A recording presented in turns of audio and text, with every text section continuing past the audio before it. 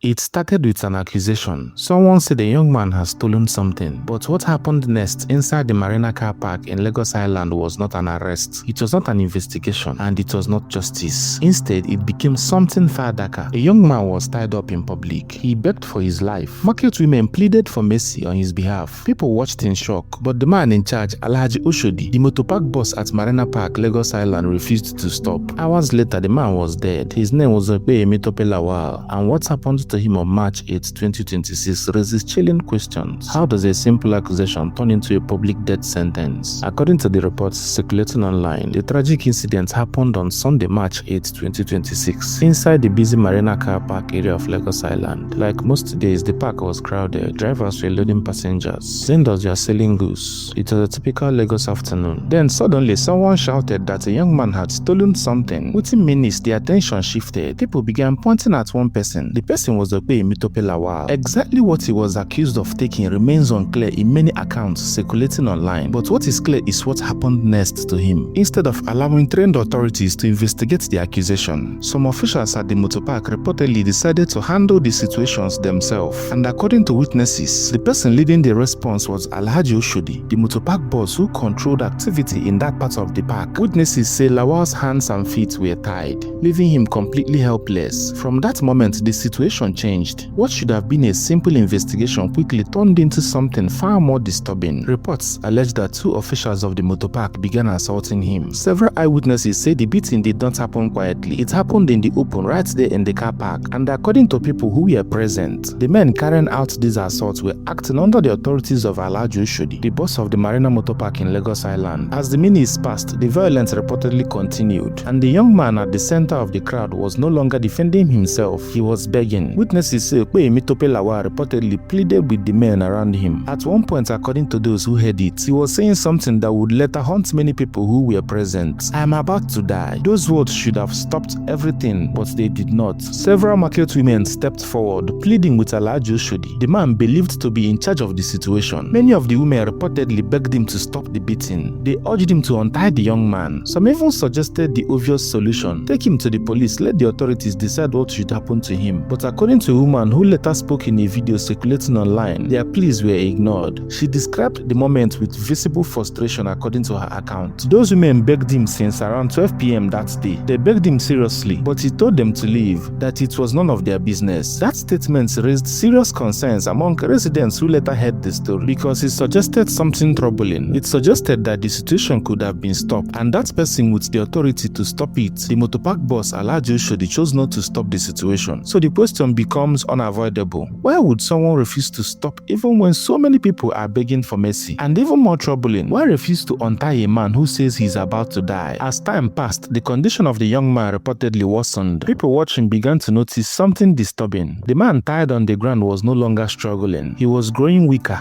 But according to multiple reports shared online, the assault continued under the authorities of Alhaji Oshodi, the park boss. Eventually, the situation took a tragic turn. Opeyemi Tope Lawal succumbed to the injuries he suffered during the beating. By the time the violence ended, it was already too late. Photos later shared online showed disturbing details. His body reportedly had visible bruises. Blood had gathered in his eyes, and according to people who saw the images, his eyes remained open even in death. For many residents, those images were deeply unsettling because what they saw did not look like justice. It looked like jungle justice. And many people began asking whether the violence could have been prevented if Oshodi, the man in charge of the park, had intervened earlier. As the news of the incident spread across Lagos Island, emotions in the community began to boil over. In one video shared widely online, a man believed to be the relative of the deceased confronted Alhaji Oshodi directly. The confrontation happened in the public. The grieving relative grabbed Oshodi by the shirt while shouting angrily in Yoruba. His voice carried the pain of someone who had just lost a loved one. At that point, he shouted, "You said you have been targeting my brother since, and now you have killed him, Abi?" A crowd quickly gathered around them. Some people tried to calm the situation down while others simply watched. But the anger and grief in that moment was impossible to hide. For the family of Opeyemi Tope Lawal, the tragedy was no longer just a story circulating online. It was a devastating reality. By the following day, the residents of the area decided they could no longer stay silent. On Monday, groups of locals gathered and marched towards the nearby police division. They carried placards. They demanded answers. And most importantly, they demanded justice for Opeyemi Tope Lawal. Many of the protesters believed that what happened inside the Marina Motorpark Park represented a dangerous pattern